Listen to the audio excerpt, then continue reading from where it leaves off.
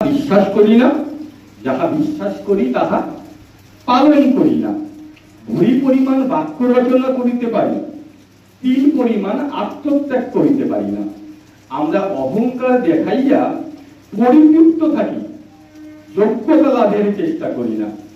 আমরা সকল কাজেই পরের নিকট প্রত্যাশা করি, অথচ পরের ত্রুটি লইয়া আকাশ বিদীর্ণ করতে থাকি।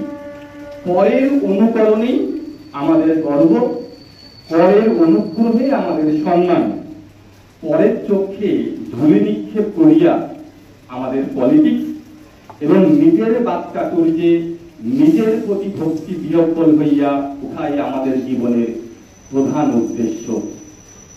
এই যে আমাদের মানসিকতা, এর প্রতি বিদ্যাসাগর মহাশয়ের একটা তীব্র তীব্র ধিক্কার ছিল।